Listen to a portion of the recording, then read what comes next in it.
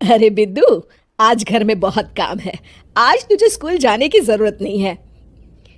लेकिन दादी, आज तो स्कूल में मेरा टेस्ट है। अरे एक दिन स्कूल नहीं जाएगी तो ऐसी कौन सी तेरी कलेक्टर की पढ़ाई छूट जाएगी। वैसे भी मैं देख रही हूँ आजकल तो बड़ी ढीठ हो गई है।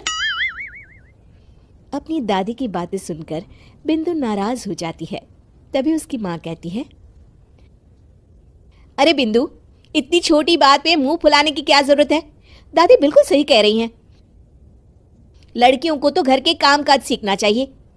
अरे बहू, रमेश के लाड़ प्यार ने इसे बिगाड़ रखा है।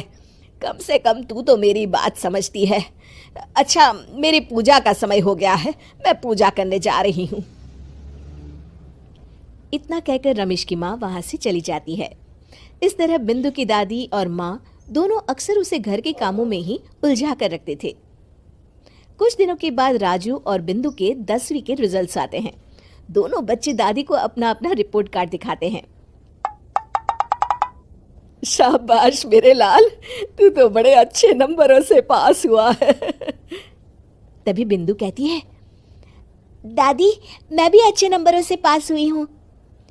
रमेश की माँ बिंदु को अनदेखा करते हुए कहती है, हाँ हाँ ठीक है, अभी यहाँ खड़ी क्या कर रही है, सुन लिया मैंने। जाकर मेरे लिए चाय बना कर लिया। बिंदु उदास होकर चाय बनाने किचन में चली जाती है। तभी राजू कहता है, दादी मैं क्रिकेट के कोचिंग सेंटर में एडमिशन लेना चाहता हूँ। अरे वाह राजू बेटा, ये तो तूने बड़ी अच्छी बात कही। तू कल ही अपना एडमिशन करा ले, जितनी भी फीस होगी मैं दे दूंगी। अरे एक दिन मेरा पोता विराट कोहली बनेगा। इस तरह अक्सर रमेश की माँ अपनी पोती बिंदु के साथ दुर्व्यवहार करती थी। कुछ दिनों के बाद रमेश की माँ और उसकी पत्नी दोनों सास बहू मिलकर राजू का एडमिशन अच्छे स्कूल में करवा देते हैं, लेकिन बिंदु का एडमिशन नहीं करवाते। इस बात से नाराज होकर बिंदु अपनी दादी से कहती है, लेकिन दादी मुझे भी आगे की पढ़ाई करनी है। अरे क्या करेगी आगे की पढ़ाई लिखाई करके हैं? आज से ये पढ़ाई का भूत अपने दिमाग से उतार दे। इतना कहकर रमेश की माँ वहां से चली जाती है। उस दिन के बाद से बिंदु की पढ़ाई हमेशा के लिए छूट जाती है और उसकी दादी उससे घर के सारे काम करवाना शुरू कर देती है। इस तरह उसका सारा दिन घर के कामों में ही बीत जाता था। कुछ दिन बीत जाते हैं और एक दिन रमेश छुट्टियों पर घर आता है। बिंदु को घर के काम करते हुए देख उससे कहता है, अरे बिंदु बेटा, तुम स्कूल नहीं गई?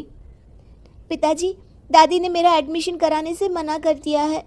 वे कहती हैं घर पे रहकर घर के काम करना सीख। अपनी माँ का ये बर्ताव देख रमेश को बहुत गुस्सा आता है और वो अपनी माँ से कहता है, माँ ये तुमने क्या किया? आगे की पढ़ाई के लिए स्कूल में बिंदु का एडमिशन क्यों नहीं करवाया? अरे बेटा, लड़की जात है, ज्यादा पढ़ लिख कर क्या करेगी? वैसे भी शादी के बाद तो इसे घर के ही काम करने हैं ना। तुम किस जमाने में जी रही हो माँ? अगर कल्पना चावला के घर वाले भी तुम्हारी सोच के होते तो क्या वो पूरी दुनिया में हिंदुस्तान का नाम रोशन कर पाती? इसका स्कूल छुड़वाकर तुम इसका भविष्य बर्बाद कर रही हो, लेकिन मेरे रहते ऐसा नहीं होगा। बिंदु बेटा, कल ही तुम्हारा एक अच्छे स्कूल में एडमिशन करा दूंगा। तुम जितना चाहे उतना पढ़ो, मेरे होते हुए तुम्हें किसी बात की चिंता करने की जरूरत नहीं है। अपने पिता से हौसला पाकर बिंदु खुश हो जाती है और कहती है, जी पापा, मैं खूब मन लगाकर पढ़ाई करूंगी और बड़ी होकर डॉक्टर बनूंगी। ये हुई ना बात, शाबाश मेरी बेटी। शिक्षा, लड़का हो या लड़की, हमें दोनों को आगे बढ़ने का मौका देना चाहिए।